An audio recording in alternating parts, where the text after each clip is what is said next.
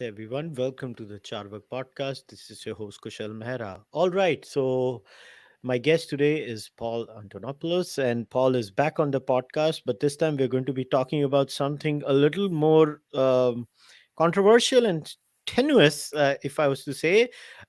Just to give you guys a brief background, recently I came across a thread that Paul had. Shared on Twitter. And for the benefit of the viewers, at least on YouTube, I want to put that up on the screen. I know if you're listening to the audio version, I apologize, you cannot see.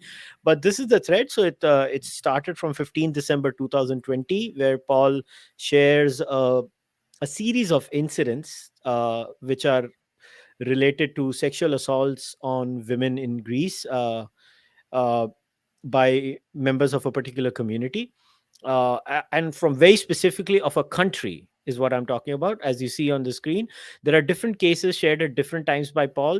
Now this caught my eye, and I'll tell you why it caught my eye.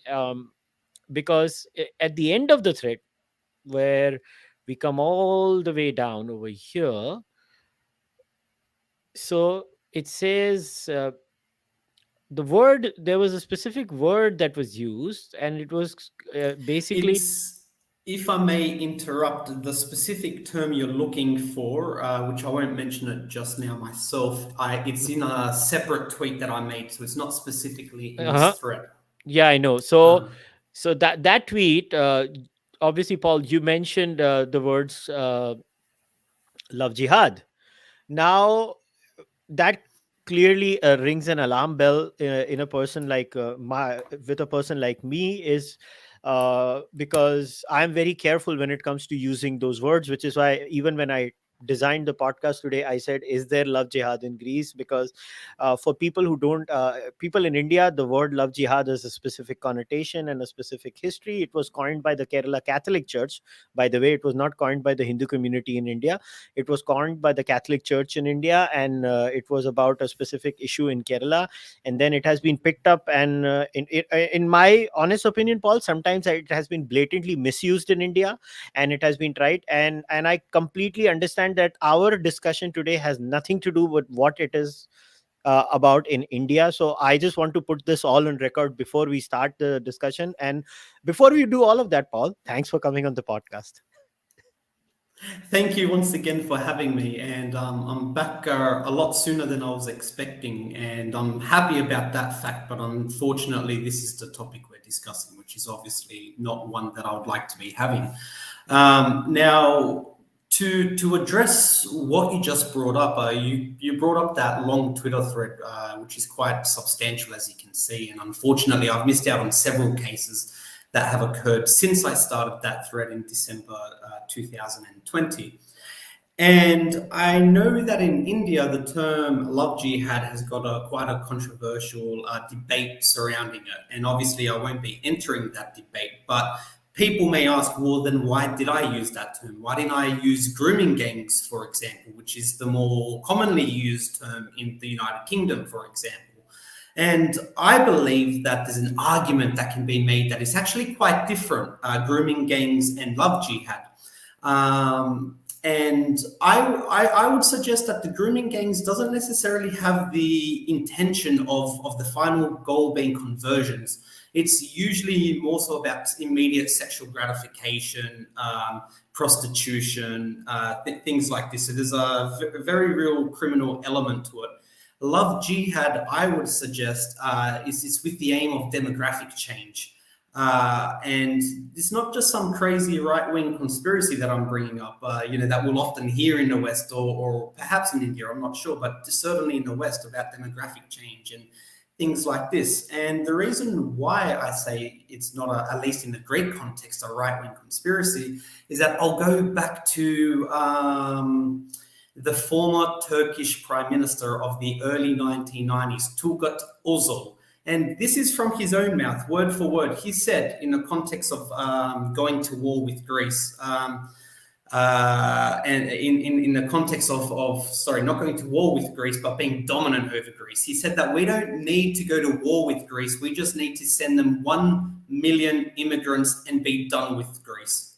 That was word for word what he said from his own mouth in the 1990s. So the Turks themselves have expressly said that they've got a goal of demographic change towards Greece. Now, when we're talking about 1 million individuals in the context of Greece, which today is a country of 10.4 million people, that's a huge, substantial population. So for us, when we hear rhetoric such as demographic change and things for us, this isn't just some right-wing conspiracy for us in Greece. This is something that's a very direct threat and something that's very real and serious for us.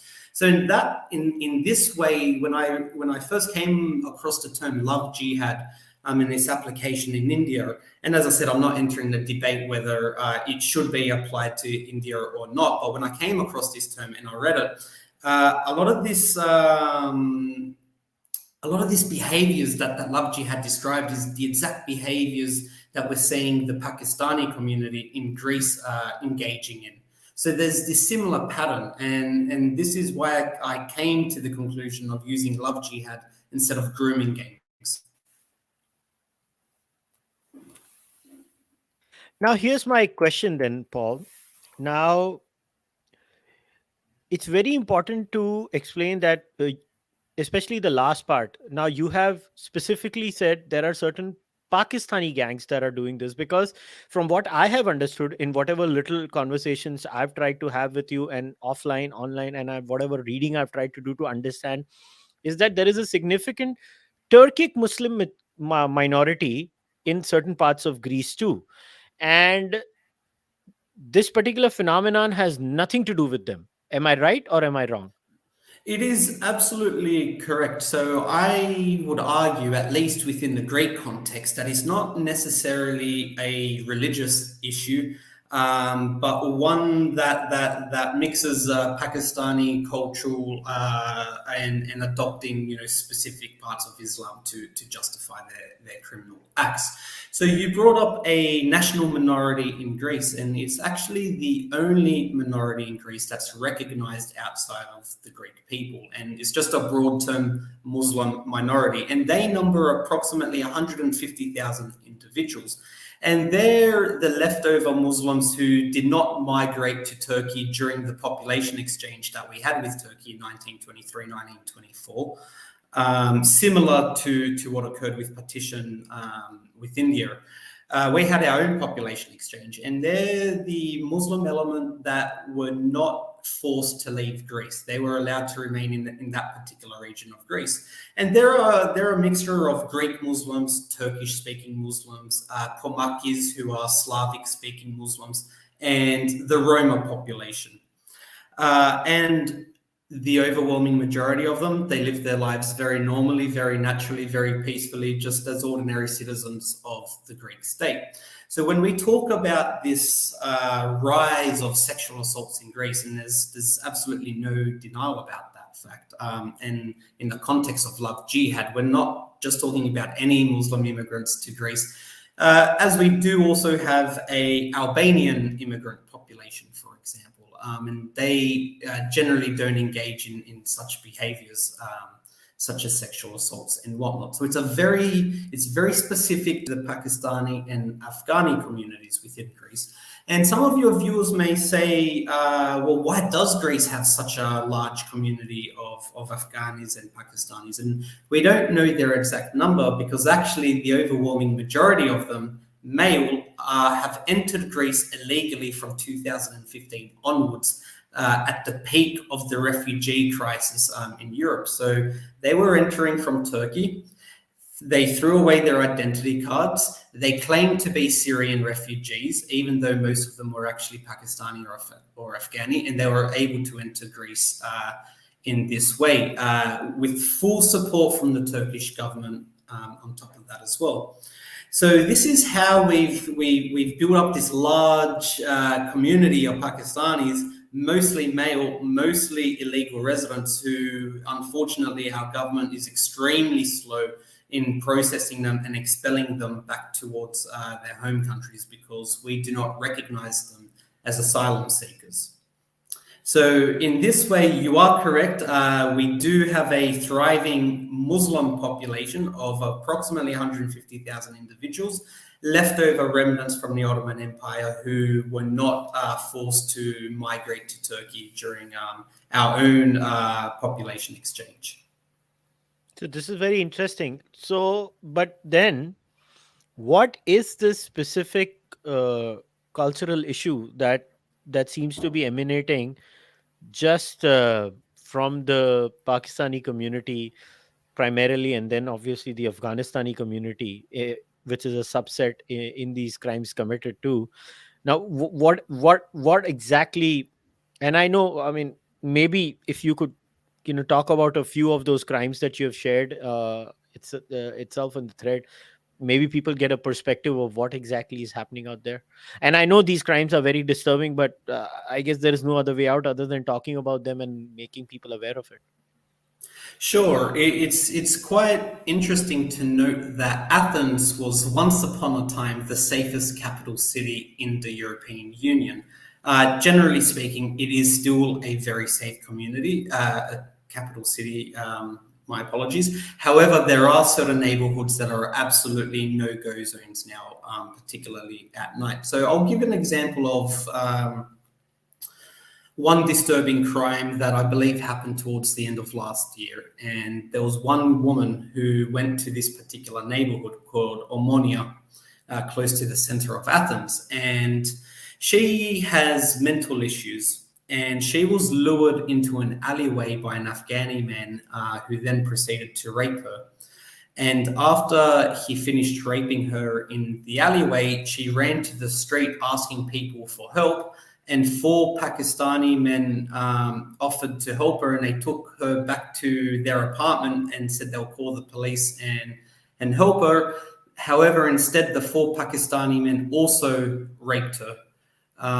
So that's one horrific crime where this poor woman was sexually assaulted in two occasions by five separate individuals. The most recent case, which prompted me to use this word, love jihad, is the case of Nicoletta, a 17-year-old girl who was murdered on Monday by her 22-year-old Pakistani boyfriend. It was initially reported that he was 30 years old. However, that was incorrect, and he was 22 years old. And he was he lived for a certain period of time with Nicoletta, her sister, and her mother. Her mother gave the boyfriend a set of keys to the apartment. And on Monday, when she was home alone and the sister and the mother were out of the house, he entered the apartment with the key, murdered her as she tried breaking up with him, and then he fled to the neighboring country of North Macedonia. Thankfully, he's been handed over to Greek authorities as of this morning. And this is quite interesting because the reason why I bring up this specific case as a case of love jihad is that Greece is going through a kind of cultural and societal decline in the aftermath of the devastating economic crisis that we've faced since 2008, and especially from 2010 onwards. And we're only starting to come out of this economic crisis now. We've still got a long way to go. But we saw the breakdown of the family unit, traditional values, family values, all of these things with the economic decline. And we sort of saw degeneracy. I don't mean to sound like an old man or something, but we saw the rise of rap music in Greece during this period too. So now it's one of the most popular musics, which is also having an influence on street culture in Greece. And within this context, we see that Antifa has become extremely popular in Greece. And there's absolutely nothing wrong in wanting into objecting fascist values, of course, but that does not mean then that we also ignore Islamic fascist values and their strategies that they employ, which I would argue love jihad is certainly one of them that they'll deploy in Greece. So in this way, we see lots of Greek youth trying to rebel against their parents, and some younger girls, they'll try to date older Pakistani or Afghani men knowing that it'll frankly piss off their parents, and in ways like that. It's very juvenile, very degenerate. However, with this, there's also been a rise of sexual assaults, kidnappings, and extortions and things like this. And this is really strongly coming particularly from the Pakistani community in Greece at the moment. But then this is fascinating. Why is it so? It's clearly there is something wrong in a cultural system. I don't know how else to say it. That that clearly does not overlap with Greek values. And also, what is interesting is that the gender ratio, is very skewed when it comes to all these immigration patterns, right? It's not like the family. I'm sure there are decent Pakistanis. Most of them must be decent people. Must be. But it's not like those families are coming there, right, with the child and the wife. It's all young men who might have, let's say, certain issues, I think psychological issues or monetary issues, or they must be religiously charged up through different ways and stuff like that. And it is always a subset that comes and creates the problem, right? It's not like this guy is coming with his whole family and they're all suddenly preying on people. It's never that pattern, right? No, and you're absolutely correct. So, from 2015 onwards, with the migrant crisis, it was not families that were entering Greece. It was overwhelmingly single men, overwhelmingly, and it's quite dangerous because we have to acknowledge that we have a historical memory of 400 years of being under Ottoman, Turkish, Muslim occupation. The West does not have such a historical memory. India certainly does. The Greeks certainly do. The Norwegians, the Swiss, the Belgians, the whoever's, they certainly don't. So we cannot afford to be able to have the same worldview as they do, because we have dangerous neighbors. We have this historical memory, and we can't just close our eyes to this historical memory. It doesn't mean that we become overly paranoid or something. Of course not, but we certainly just can't push it away to the side and have I would argue, a quite naive worldview. So it's quite disappointing that as Greeks, some of the youth can't acknowledge or do not acknowledge that there are certain cultural clashes that can't be reconciled. There's certainly Christian or Greek Christian Orthodox values that clash with Hindu values, but that doesn't mean that one is worse or one is better than the other. It's just that simply they're not compatible, but it doesn't make you a bad person or something like that. And young Greek people just need to accept that certain cultures are not compatible with our culture. And unfortunately, we're going through a process right now where we're learning this the hard way, instead of just looking back at our own ancestors' experiences. Now, the point here that anybody might ask as a pushback is that this is a very small subset. We cannot draw any large conclusions even about Pakistani. Uh, I'm just trying to play the devil's advocate here because, unfortunately, whether people like it or not, when it comes to grooming gangs, there is only one community involved across Europe. I don't know how else to say it, but it all came to light through the British grooming gangs. Anybody who does not know what we're talking about should go and check. But the natural pushback will be, look, we cannot just typecast all Pakistanis like that. There are many Pakistanis who might be doing these things, but so how does one draw the line? I guess what I'm trying to ask you is, where does one draw the line? It's a very fair question, and I think it also depends in perhaps which country you come from. So when I look at it from the Greek perspective, I've got absolutely no tolerance for taking any kind of risk. And what do I mean by risk? Now, we're talking about Pakistanis as people. Now, of course, is each individual person dreadful? No, of course not. But they do originate from a hostile country. So even though as individuals they may be perfectly fine, the state that they come from is certainly hostile towards Greece. Now, I'll give some examples of Pakistani hostilities towards the Greek people. Pakistan, along with Bangladesh, for a small period of time, were the only countries in the world that recognized the Turkish occupation of northern Cyprus. So to this date, since 1974, when Turkey occupied northern Cyprus, no country in the world recognizes the independence of the Turkish occupation. Pakistan and Bangladesh were the only countries that did so until international pressure forced them to retract that recognition. Nonetheless, in the last month and a half alone, you've had the new Pakistani Prime Minister Sharif. You've had one of the military leaders, I apologize, his name escapes me, and you've also had the Speaker of the Parliament, if I'm not mistaken. Shahbaz Sharif is the new Prime Minister, right? Yes. Shahbaz Sharif, the Prime Minister, one of the military heads, and the Speaker of the Parliament. These three different individuals on three separate occasions in the last month and a half alone have voiced their support for the Turkish occupation of Cyprus. We know that after Erdogan purged the Turkish Air Force of its pilots because he believed that was where the coup attempt against him began in 2016, nearly the entire Air Force was purged. And to replace many of the pilots for a long period of time, there was Pakistani pilots flying Turkish airplanes that were violating Greek airspace. So these are just a few examples of the close-knit relationship between Pakistan and Turkey.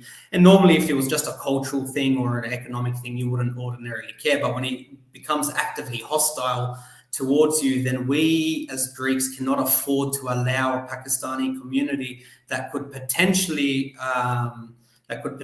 become extremely hostile in a potential Greece and Turkey war. It's certainly not a situation that we want to deal with. So, as hostile as it may sound, Greece, and specifically Greece, we cannot afford to take a risk of building a community that's very Turkophile and that could very, very easily become hostile to Greece in case of a war with Turkey. That's interesting because I did not know about this bit about the Pakistani foreign policy when it comes to Greeks and Greece. Because, to be very honest, Indians have quite a few things to understand about Pakistan from an Indian perspective. So I guess we never looked at how much Pakistanis had a problem with Greece. So this is very interesting. What is the history of Pakistani hostility with Greece then? It is basically about the Ottoman Empire and the Turkic Greek thing, and because uh, I'm obviously being very generalized over here, but Turkey is Muslim Brotherhood. I support Muslim. Greeks are not Muslim, so I support Turkey. So Greek sucks. It's as pretty much as schizophrenic as it is. That's pretty much how it is. So, if we're being frank and honest, there is absolutely no reason why Pakistan should be hostile to Greece, just as there should be no good reason why Turkey should be hostile to India. However, as they're both motivated by regressive ideologies, they both find affinities with each other. Pakistan has its own emboldened vision of taking all of Jammu and Kashmir, and Turkey has their emboldened vision of a neo-Ottoman empire. And they don't find contradictions with each other. They find motivation in each other, actually. So most Indians, I assume, have know some elementary details about the Armenian genocide. However, amongst the 1.5 million Armenians killed was also up to 1 million Greeks killed within the same genocide. And one of the architects of this genocide was Mustafa Kemal Ataturk, who's today considered the founding father of Turkey. He was also a great ideological inspiration for Ali Jinnah. So in this way, Ali Jinnah himself found inspiration in Ataturk, a perpetrator of genocide, up to 3 million Christians killed on his orders. And Ali Jinnah found the way that modern Turkey was created at the hands of Mustafa Kemal Ataturk as inspiration. So I think even at the very foundations as modern states, Turkey and Pakistan, they were built on the same ideology effectively, or at least Ali Jinnah to a certain extent adopted some of the ideology that founded Turkey. Beyond that, though, I would also argue that Pakistan is going through another evolution of their own mythology building. As we all know, there's a huge identity crisis in Pakistan, or at least I would argue that Pakistanis have a huge identity crisis. And right now, I would say they're shifting from what was once a sort of Arab identity into a Turkish one, or a Turkic one. And I find it quite interesting because as they're adopting a more Turkic or creating a Turkic mythology to their own identity, as BS as it might be, this is what's also bringing them much closer to Turkey. In this way, most Greeks feel, and this isn't just my opinion, but it's quite a broad feeling, is that we Greeks are starting to see Pakistan as an extension of Turkey. In the last few years, we ourselves have been extremely naive about Pakistan, extremely naive about Jammu and Kashmir. We still are naive. However, as our own security becomes threatened by Pakistan more and more and more, we're starting to learn more about Kashmir. We're starting to learn more about the ways of Pakistan, Pakistani culture, at least how it exists within Greece among single men. And whatnot. So we've been going through a lot of evolution actually at the moment in learning about each other's security issues, the different threats that we face, how we can collaborate. So slowly, as we start to understand each other more and more, and as Greek and Indian relationships build, we'll be able to counter this threat more. However, as I said, I don't want to speak about other European countries and how they might view their Pakistani communities, because if we look at the UK, for example, that had entire families moving to the United Kingdom, which is not what happened in Greece. So I can only speak about the Greek context. And we literally do see them as a hidden force that can be activated by Turkey whenever they receive the orders. Now, as that might be extremely paranoid, but as the way that the geopolitical situation is at the moment and the very close relationship between Turkey and Pakistan, I don't feel that it's overly paranoid to have this fear. No, but honestly, you've kind of said it's not. But what if somebody accuses you of straw manning the entire case and trying to draw a trend line? Look, it's my job to ask you these questions. I don't know how else am I supposed to do it. Oh, no, it's great. So it's a very valid question, and from my position, is I don't give a damn. That's effectively my answer. And the reason why I don't give a damn is because it comes back to what I said earlier about having historical memories, and the people who might accuse me of being straw manning, how many of them exist in Greece? Very little. How influential they are? Not at all. So if I was to be accused of this, and I'm very sure I will be, it will most likely be someone from Western Europe. And as I said, they don't have the historical memory that we as Greeks do have to draw on. So we have a legitimate fear. And this fear isn't based on nothing. It's based on real events that happened that affects us to this very day. Even if they did happen 1, 2, or 300 years ago, they still affect our lives today. And it's up to us to change the course for our children moving forward as well. So for me to be accused or gaslit by someone with a very Western liberal ideology, I would not take that quite seriously, because it's very easy for people to think that Greece is quite a Western European country. We're not. We're a Eurasian people.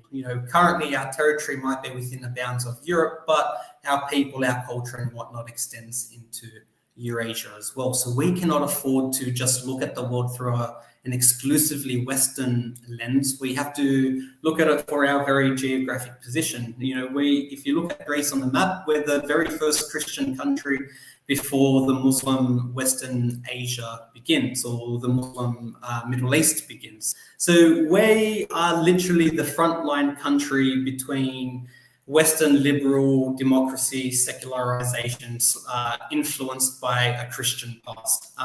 We're the front line of this beginning of ideology in Europe. Are we completely engulfed within that Western European ideology? No, of course not. But we're the beginning of where that ideology begins before we hit the Islamic Middle East or Western Asia, however you want to term it. So we can't afford to be naive. We can't afford to be careful with words or things like that. My argument would be is that I myself completely encouraged that our Muslim inhabitants, our recognized Muslim inhabitants, are empowered. So just recently in Greece, we opened up a new Alevi Chem worship house. Now, the Alevis are a mostly persecuted Muslim minority that exist in Turkey, and we've just recently opened up a worship house for them within their minority zones, and that's something I completely support and encourage. But they exist within a culture, within their villages, within their culture, and they've got their way of life. And by having Muslim immigrants, not specifically Muslim immigrants, but especially Pakistani immigrants coming into Athens, not only is the very face of Athens changing in some neighborhoods, but even the very safety. The crime figures absolutely cannot be denied. As I said, if you look at Athens, it was once upon a time the most safest capital city in the European Union, which was quite a phenomenal achievement considering it's a city at that time of over 4 million people. And that's completely changed. Now there's complete no-go zone. So from my perspective, if I'm going to be accused of something, I don't really care. And fortunately, I exist within Greece where that view, where it might be controversial, is within a very, very small minority. However, if we're in the United Kingdom or Canada or the USA or Germany or whatnot, I can understand why someone might want to tread carefully. Oh, it's very interesting that you've said that, because the outside world's image is that, it's the European Union. The European Union has a certain way, and then there are certain dominant members of the European Union, and whatever is the view of the dominant members of the European Union seems to be superimposed on the view of every single state over there in Western Europe. And if you talk about any other discussion beyond the boundaries of that, you always have the one, what is it, Hungary is the one, or Poland, I forgot, the one particular case where there is a right-wing government, and and they did, the Western discourse is always uh, kind of skewed against Hungary, and they keep talking about how Hungary is this, Hungary is. Look, I'll be very honest. I don't follow Hungarian politics. But then I have epistemic humility to not opine on it. I will say so. I'll give you an example, and this is my experience on commentary on India. For example, I was listening to a podcast of a friend. I'm not going to take the name, is because I am very fond of that friend, and it has nothing to do with my friend. My friend had a guest on, and the guest starts with this line. This is your standard Western commentary on India. I don't know much about Indian politics. This is the first line, right? The second line ideally should be, so I will not comment. But that is never the second line. The second line is, I don't know much about Indian politics, but I don't like what's happening in Hindu India. Sorry, I don't mean to laugh, but it's a natural reaction to such a statement. It's always like this in Western European liberal circles. Now, I'll be fully honest. I'm a Hindu, but I am actually in agreement with a lot of liberal principles. I got no issues with liberalism in many ways. I'm very libertarian. I like to be left alone. But the point is, when I listen to you speak, I see a distinct Greek identity and Greek people wanting to be different. But there is this superimposition of the European Union or a Western European ideal or a North American way of looking way, that kind of, and let me tell you, my own people are guilty of Occidentalism. How much as we want to accuse the West, and it's on fair terms, of Orientalism, there is a lot of Occidentalism. And so what you are explaining over here is like, yes, there is the West, but we're different, so please treat us as individual entities. And that Occidentalism stems from where I come from, right? My people would be like, Are, but Germany, Angela Merkel says this, or let's say somebody in England says that, so by default the Greeks also might feel the same way. How do you deal with that kind of Occidentalism then? It's a fantastic question because it's actually quite frustrating to always having to go through this.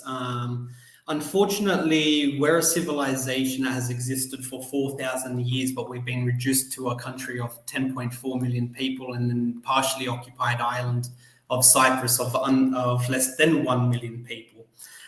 So although we might have the golden laurels of our history, that doesn't translate into any kind of political, military, or geopolitical power. And that's an issue that India certainly does not face, obviously being a country of 1.3, 1.4 billion people with its own agency and capabilities. Unfortunately, as we're such a small populated country, facing an aggressive country next door of 85 million people that has far more geopolitical and economic importance than what Greece does, that's the harsh reality. Turkey is a much more important military power, economic power, and has a much more important geography compared to Greece. So it's a huge frustration as we too are expected to follow Western liberal ideals. However, we have a very strong Greek Orthodox Church, which to this day still influences people's lives in a very significant and meaningful way. So while most of Western Europe has gone through secularization, the Greek Orthodox Church continues to play a very important role. And they're the harbingers, at least, of traditional values in Greece. So long as the church has an important role within Greece, there's always going to be a backlash towards complete Western liberal ideals. So when I talk about liberal ideals as well, I think we've also got to make a distinction of Western liberal ideals, but even that can be broken up into, okay, British or American liberal ideals, and even within their countries, they've got their own divisions. So, it's quite a loose term. So when I speak out against liberalism, it's not necessarily against liberalism itself, but more specifically Western liberalism, as it aims to cheapen our unique cultures. It aims to cheapen and sort of impose a more globalized Western culture that doesn't necessarily exist. One of the amazing things that I truly enjoy about Europe is that you could drive 5 hours across you could drive 5 hours in a car and drive through 3 or 4 different countries with different cultures and languages and whatnot. And that's something that should be preserved, and not something that should be cheapened into McDonald's and Hollywood movies and whatnot. So going back to your initial point, I do find it extremely frustrating that we're expected as Greeks to have the same values that Westerners do, but we don't come from the same cultural sphere. We come from a Greek Orthodox tradition at the moment. We've come after 400 years of Islamic occupation. So which obviously 400 years of Turkic occupation had a significant cultural influence over the Greeks, linguistic influence. That's inevitable. Of course, as an occupied people, you begin adopting certain aspects from the ruling class or the dominant class. So at the same time, too, though, we as Greeks have a history, as bizarre as it may sound, of being Orientalized as well. So for a long period of time, we were only considered to be Christian Turks, or not the original inhabitants of ancient Greece. We're a mongrel race effectively. This was a very strong discourse in 19th and 20th century Western Europe. So, in a very strange way, we're expected to follow Western liberal values, even though we come from a completely different culture and historical perspective, whilst at the same time we're lambasted for not being identical to how the ancient Greeks were, because supposedly the ancient Greeks were only white-skinned with blue eyes and blonde hair, kind of Alexander the Great, apparently, every ancient Greek looked like. So we've been very orientalized in this way. Hmm. It's very interesting, but the average understanding of Greek culture, let me tell you, amongst the Indians would be very low. So, okay, now this is a good question asked by a viewer, and I think it's important I ask you this. How does one differentiate between love jihad and a genuine interrelationship, like an interreligious relationship? I mean, I would say, as long as there's no motive for conversion, then go ahead. So, quite interestingly, I'll give my own anecdote. I don't consider myself Christian Orthodox. I'm married to a Catholic woman who's currently going through conversion to Greek Orthodoxy. That's her choice. I don't care. If she wants to be Catholic, she can be Catholic. If she wants to be Greek Orthodox because it'll make her feel more assimilated into Greek society and Greek culture, great, go ahead. Me personally, I don't consider myself Christian. So as long as it's genuine love without any sort of motive towards conversion, I think it's very straightforward in that regard. Generally speaking, however, though, there is, when we look at the examples that have existed, there's always been an element of open-mindedness initially, and then as the relationship develops and as the love grows, then the question of marriage will come up. And then when the question of marriage comes up, then of course the question of in which institution will it be held in? Will it be a mosque? Will it be a church? And then, will the children be Muslim? Will the children be Christian? So in this way, it's a long, drawn out process towards the final Islamification. So it's impossible to know whose somebody's motives are. You can never know. You can never be inside somebody else's heads. So I would stress that, if you do enter such a relationship, just look out for red flags. Just be completely honest with yourself. It doesn't mean that if there's a talk of conversion that you immediately cut it off. But if there's a push towards conversion, then, that's certainly a red flag, and that's something that you must question. So, you just have to have your wits about you. Don't be naive, and that's all I would say. Yeah, but even in that case, what if somebody falls in love and they do want to convert? I know it's look, I'm a Hindu. I find this whole conversion business very absurd myself, because I come from a religion that's pretty, you know, non-predatory, if I was to use that word with full responsibility. So, but some people just convert. They convert because it makes their life easy. They convert. Now you could come back to me and say that premise itself, that it makes their lives easy, shows that what they're getting into itself is a rigid system. And point taken. And I take your point, but the thing is that, what I noticed in all this love jihad talk in India was that, uh, uh, you know at times what happens is that the point being made by, let's say, person X might be nuanced, but then it gets taken over and hijacked by a certain section, and they run with it, and all you see in that certain section is just outright bigotry. That's a problem. It's quite so. There's a very fine line between, okay, identifying what the problem is and then hijacking it and using it as an opportunity for blatant bigotry or racism. Of course, so we as individuals and as a society need to be mature enough to make these distinctions.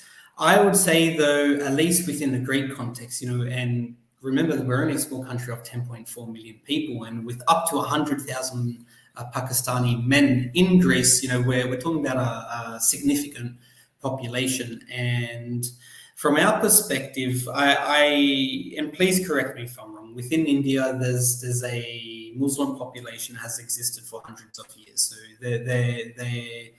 they're not recent immigrants to India, the Muslim population. While in Greece, it is a very recent very recent Pakistani population. My apologies. It's a very recent Pakistani population that's only existed for about 7 years or so.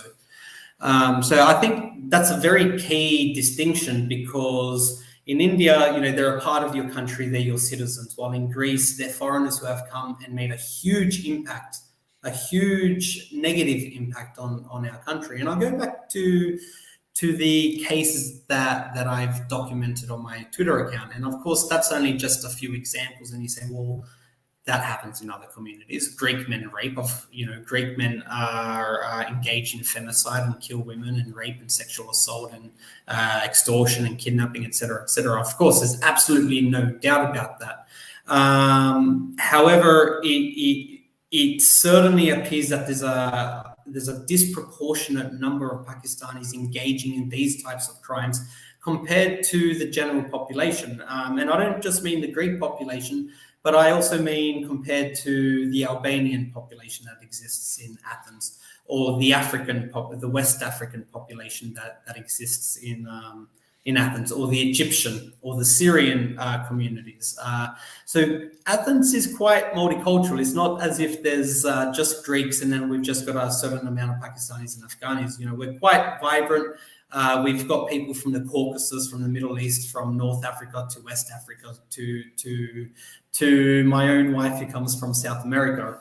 However, there is a much more higher proportionate amount of Pakistanis in Greece that are engaging in these sexual assaults.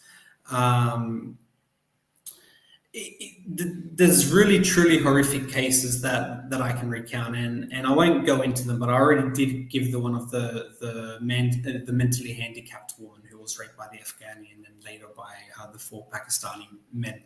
These are crimes that we've never heard of in Greece before. These are completely new. This is something that's completely foreign to us, and I don't mean that in an Oriental way. I mean that in a sense that we've just never heard of these types of crimes happening before, and particularly the motivation behind some of these crimes. And this is why many Greek people feel frustrated, because our independence, our success in achieving independence was a brutal slaughter and expulsion of Muslims. Now, I'm not saying that with pride. I'm just saying that as the historical reality. That's what happened. When we achieved our independence from the Ottoman Empire, it was a complete wholesale slaughter of Muslims, or expulsion of Muslims, because we wanted to eradicate that ideology. And we feel frustrated that we're just allowing this ideology to be re-imported so easily back into Greece after we engaged in such a long struggle to have it completely expelled from our lives and from our civilization. All right. So then what do you make of the whole immigration policy of the European Union? Because again, you are part of the European Union, right? Greek. Certainly. And it's one that has to be done with maturity, with insight. I myself, as you can tell from my accent, was born in Australia to Greek parents. My wife is Brazilian, living in Greece, so I would be a complete and utter hypocrite if I was against immigration, obviously. So it just has to be one of very careful selections. We have to identify certain countries that have cultures that are more easily adaptable to Europe, and that's not so difficult. I mean, there's lots of West African countries. Perhaps the most famous athlete in Greece at the moment, Giannis Antetokounmpo, who plays in the NBA, one of the most famous basketballers at the moment in the USA. There's many East Asian cultures, or Filipinos, or Latin Americans who can more than easily come to Europe and fill in the labor gap, because Greece too does have a labour shortage. Unfortunately, we're a highly urbanised population with people not wanting to work in agriculture. So this is why we do have quite vibrant immigrant communities, because they come to Greece to fill in the labour shortage that isn't being fulfilled from the local population. Uh, so more towards Europe, it's they. I would say they do to wake up to themselves, be very realistic about how integration works, assimilation works, and things like this. And to be completely honest, that we can respect foreign cultures, but they have to respect the culture of their home country too. And unfortunately, for the sake of ideology or for the sake of not trying to be branded as something, we, for a certain period, Europeans lost their senses, completely lost their senses. We saw in Cologne, in Germany, the New Year's Eve incident where dozens of women were being sexually assaulted and groped and grabbed and whatnot by recent illegal immigrants to Germany. Now, we've gone past the worst years of that, but we still haven't completely woken up and fully understood what kind of irreparable damage that we could do to ourselves. The United Kingdom, after 3 or 4 generations, the Pakistani community is still not fully integrated into the mainstream British society. I went to university for a semester in Bradford in Yorkshire, Northern England, which, if I'm not mistaken, is between 30 and 35% Pakistani, who mostly arrived after partition in the 1950s. And 1960s, and they're up to their 3rd, sometimes even 4th generation Pakistani-born Britons, and they're still not fully assimilated yet. Now, I don't think that's a matter of religion necessarily, because there's other examples of Muslim communities who are able to successfully integrate into the UK or Australia or Canada or whatever. So perhaps it's more of a cultural issue, and we have to acknowledge those differences.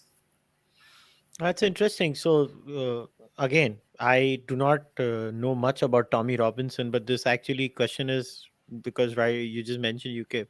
So, do you think Tommy Robinson was in a way right then when he was talking about all this mess that is there in Europe? But I mean, from what I've understood, he was condemned and he was shut up. Maybe his rhetoric was too far right, and he enabled the others, the crazies on the other side.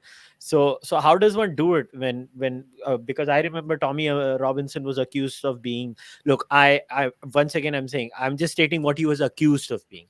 I do not know what he is. I have not followed his material in absolute detail, but he was called white supremacist, or he was called XYZ.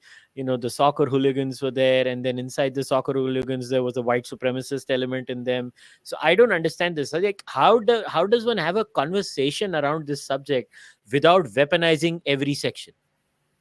It's quite interesting. So I won't comment on Tommy Robinson at all, but I think it's a greater reflection of what Western liberal ideology has done to the United Kingdom and certain elements of Western society, where it's itself, where it's supposed to be a liberating ideology, one of freedom and of liberation and whatnot, has actually become quite constrained and dogmatic, in the sense that we can't even have conversations about these issues anymore without being branded or labeled as something. So in that sense, for the sake of preserving this ideology, itself has become quite authoritarian. It's quite a great shame, because some of the greatest liberal thinkers of centuries past originated from Europe, Western Europe, the United Kingdom, and whatnot. And now they themselves, I would argue, have regressed into some of the most authoritarian societies, at least when it comes to debating such issues. I feel that it's probably much easier in Greece and perhaps in India, and of course I can't speak on India's behalf, but perhaps it's easier to have these discussions in our own countries than what it is at the moment in the United Kingdom. Now, of course, perhaps in India you might be labeled this or that or whatever it is. But that kind of comes in the game if you're going to enter politics and whatnot. So I guess it doesn't make it right, but it's something that you're going to have to expect from those who might be intellectually inferior to you. So it's part of the game. But at least in India you can have this conversation. In the United Kingdom, I'll argue that it's almost impossible at the moment to do that.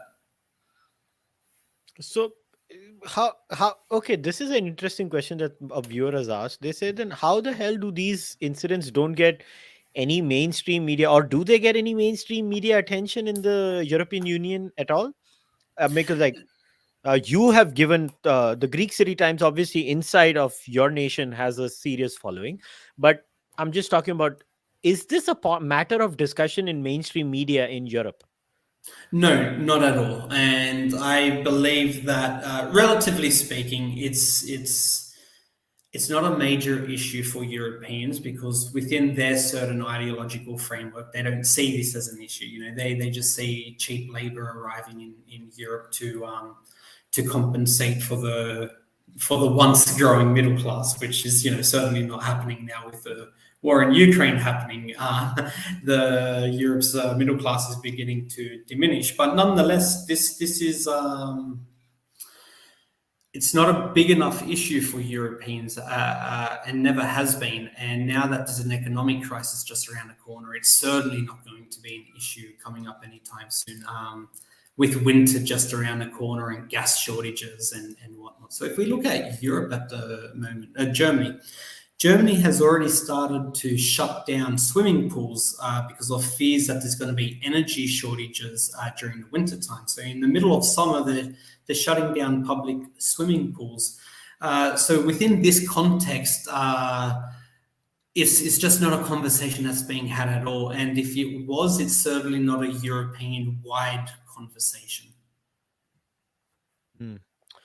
All right, I guess then the natural follow-up question would be, what is the solution to this mess? Like, do you think the Hungarian approach of zero immigration is the best? Like somebody has asked this, then how does one go about dealing with this problem? Because obviously, look, I think in that sense, Canada has a very interesting immigration system. They do take in refugees. Canada makes it out as if, they're taking millions of refugees.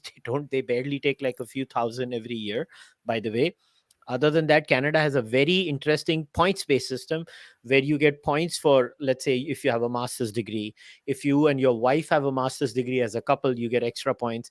If you have a master's degree and you have children, you get certain number of points. It's like a point based system, and that's the way they allow migrants into Canada. And Canada manages its immigration system like the American immigration system, let me tell you, is a complete and utter mess. The American immigration system is an absolute shit show.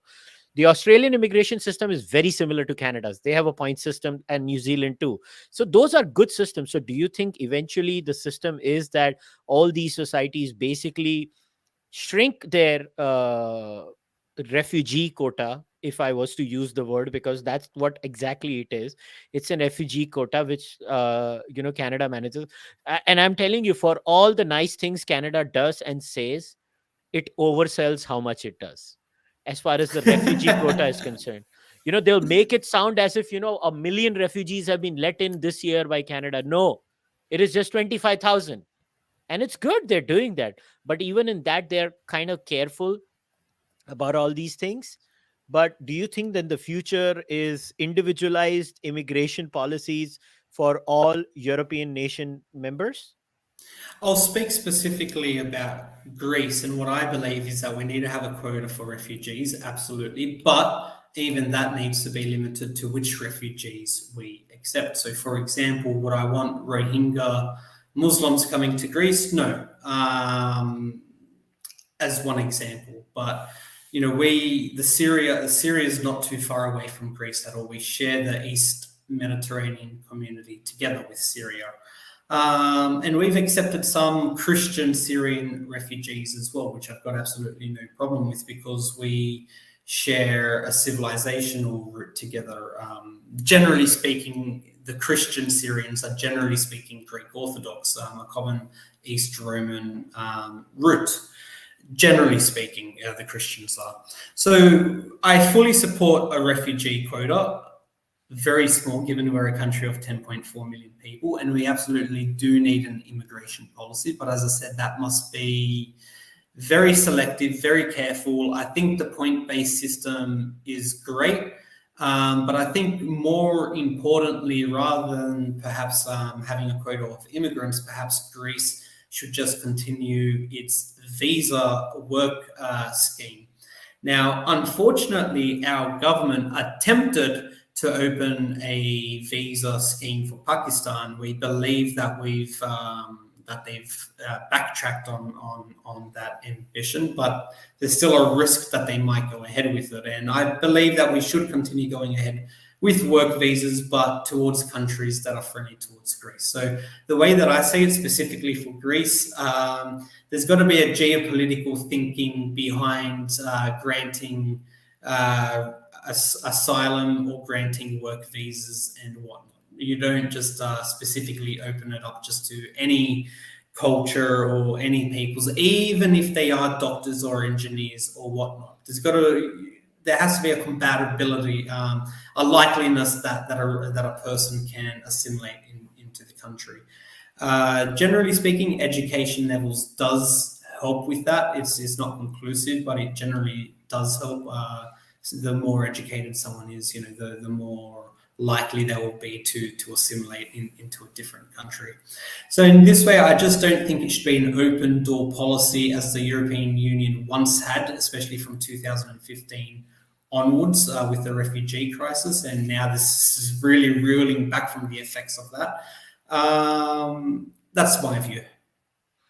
Yeah, that's interesting. Look, as far as I'm concerned, I think like I'm the first person. One of the biggest reputations I had in even having this discussion was that, I don't want to be an enabler of anti-Muslim bigotry. If you remember when we were having an offline chat on WhatsApp, that's the first line I told you. I was like, look, I don't want to be an enabler of anything of that sort because I'm not. In fact, one of the things that I end up blocking a lot of people who come and spew anti-Muslim hatred on my streams, and I don't want to be doing that. I look at things from an objective way, and I'm moral objectivist. I believe certain cultures are better than other cultures. I don't know how else to say it. I just said uh, it doesn't mean Sure. I'm generalizing about every single person in that culture. Like I have friends who are Pakistani. Let me put this categorically on record. I have Pakistani friends in the West. I care deeply for them. But if I was to do a holistic analysis of Greek culture and Pakistani culture, let me put it categorically, Greek culture scores more points than Pakistani culture. And I'm not saying this to please anyone. That's my view. Does that mean all Pakistanis are inferior? No. But immigration policies have to be based on some objective moral standard. And maybe at times Indians may get a raw deal in that too. I don't care. It's India's problem. I'm not assuming India will, because India is going to be such a huge economy that the world would want to come to India. So India should be worried about their own immigration policy. That's a separate issue, because in the next 2 decades, our economy is going to be huge and the world would want to come back to India. But the point is that every time you have a discussion like this, Paul, you either get called an anti-Muslim hater, which I'm clearly not, because I fight against anti-Muslim bigotry on my own podcast. You get called a genocide enabler of some absurd thing. But Paul, if I was to be honest with you, I still don't understand the difference, and maybe we can end on this. What is the difference between grooming and then this particular aspect? Like I still am not clear where the line for grooming stops and this starts. Like grooming is just wanting to sexually assault, are you trying to say? And this is like, not only do I sexually assault them, then I convert them and I bring them back into the fold. Is that the differentiation you're looking at? The grooming gangs in the United Kingdom would generally sexually assault the women or prostitute them for profiteering. So they would have these girls, they would entice them, and then sometimes they would actually just sell the girls to their friends. So one of their friends would come over, give them £50, and then they would force the girl to sleep with the man, or coerce them into sleeping the man. So there was a very criminal element with that, almost like a pimp and prostitute relationship. in some of these grooming gang cases.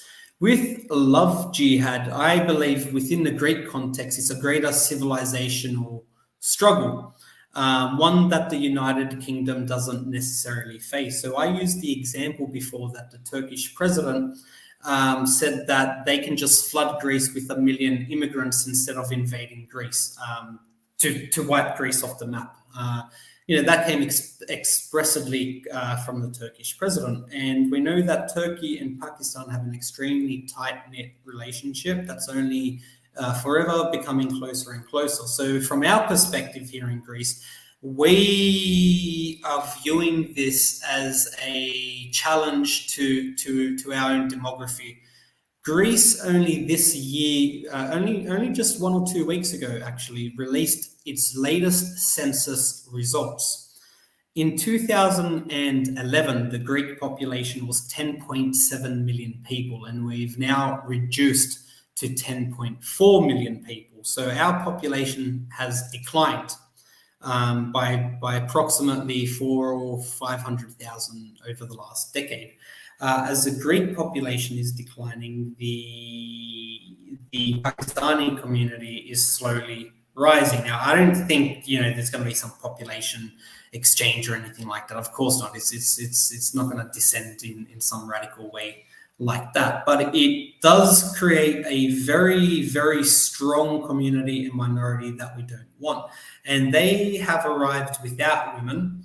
They're brideless, they're single men, and they specifically target impressionable people. So I'll use the example of Nicoletta again, the girl who was killed on Monday. She herself was actually sexually abused when she was 11 years old by an 80-year-old pedophile and 2 Albanian men.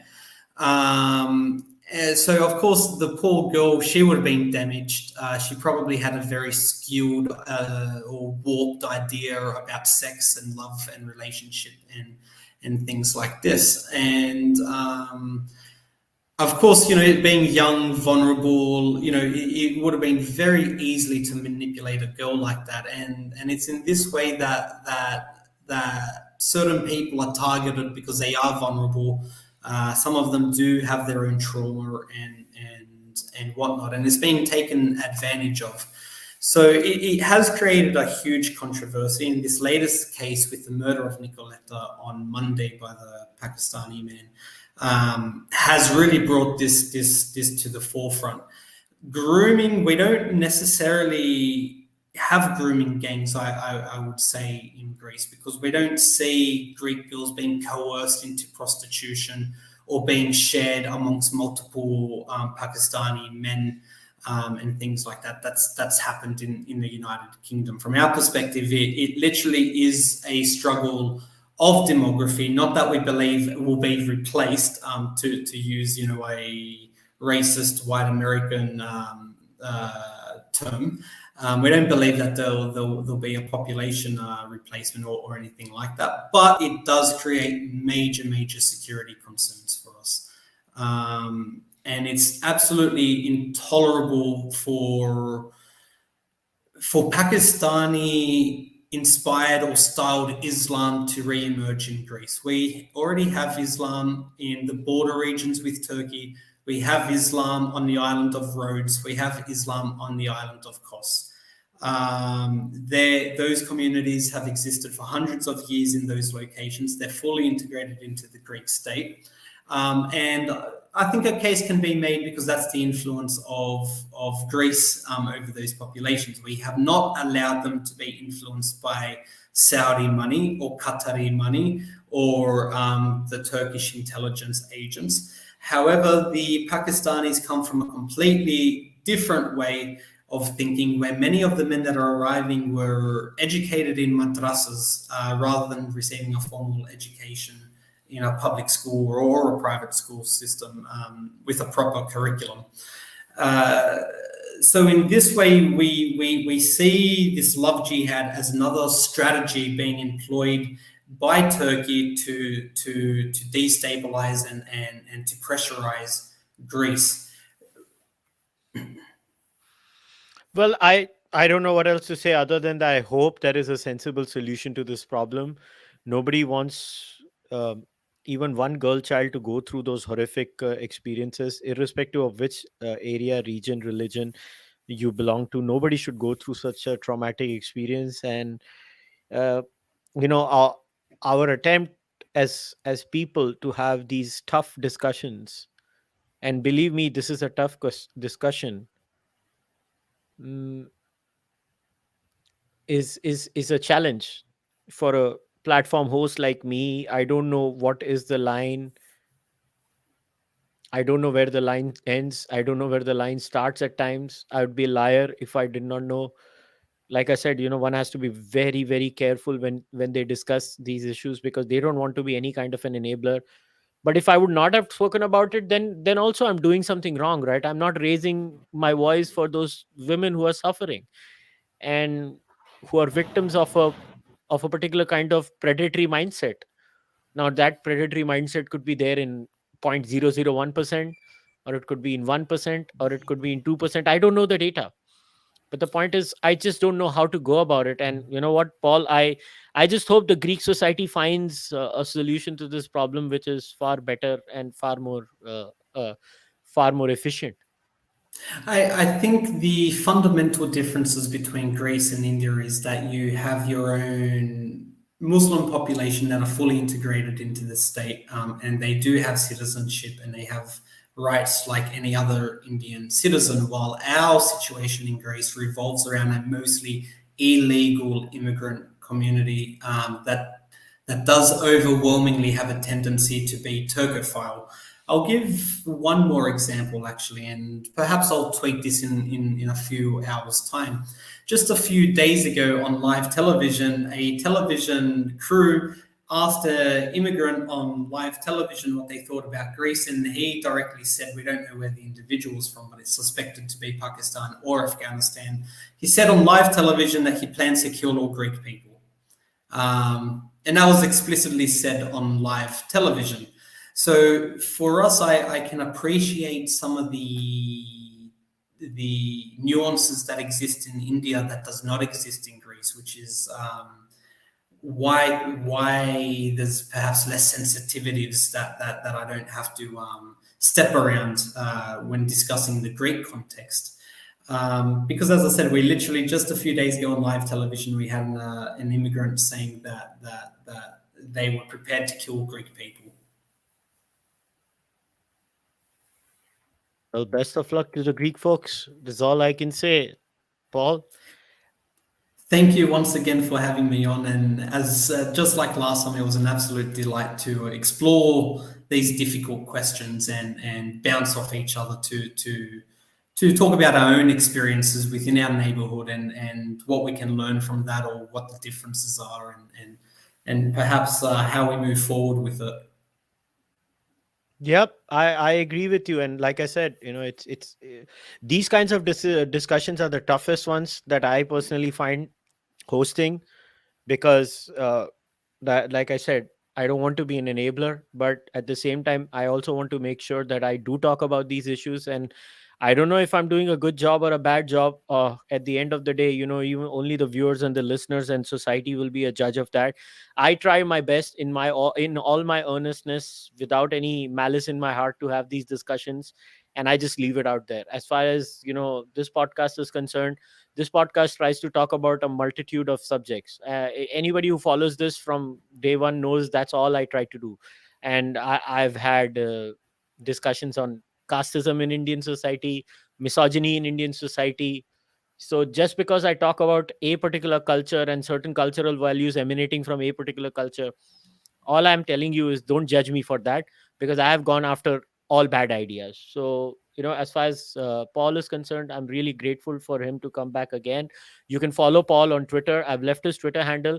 And also you can go and read all these articles on Greek City Times. It's a very popular portal over there. You can go and follow the news of that part of the world. It's always good to get a global perspective.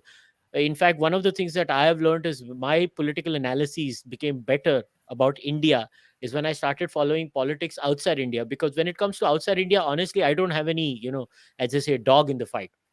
So I look at it from a very unemotional perspective. I'm not emotionally charged when I'm reading the Democrats or the Republicans, because I don't care about them, to be very honest, beyond a point. I don't care about their politics.